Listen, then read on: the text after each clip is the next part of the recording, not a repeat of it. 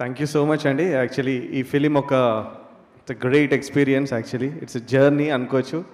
It's a long journey because pandemic రకరకాలు film start అయ్యి మళ్ళీ and I'm very happy and thank God because Rajasekhar sir అప్పుడు చాలా sick అయ్యారు, అందరికీ తెలుసు, చాలా సీరియస్ అయ్యారు.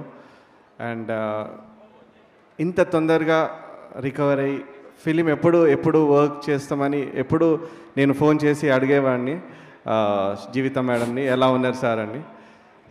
ఇంత తొందరగా రికవర్ అయ్యి మళ్ళీ అంత ఎనర్జెటిక్గా ఎంత అంటే ఫిలిం చూస్తే మీకు తెలుస్తుంది లైక్ హౌ ఈ పర్ఫార్మ్డ్ అనేది. అండ్ అందరి ప్రేయర్స్ వల్లనే ఇది జరిగింది, అందులో నా ప్రేయర్ కూడా ఉంది sir. Thank you. And Jeevitha గారి గురించి చెప్పాలి. She's a super lady. Actually నేను వీళ్ళ ఫ్యామిలీతోని చాలా రోజులు స్పెండ్ చేశాను మ్యూజిక్లో, లేకపోతే కంపోజింగ్ కానీ background score, especially background score అప్పుడు. సో అప్పుడు తెలిసింది ఫ్యామిలీ బాండింగ్ అంటే ఇలా ఉండాలి అని. చాలా ముచ్చటేస్తుంది ఇలా నలుగురిని చూస్తుంటే. నేను శివానిని ఎప్పుడు మమ్మీ డాడీ అని పిలిచడం చూడలేవాళ్ళని, డార్లింగ్ ఏది నోటికొస్తే అది పిలిచేస్తారు.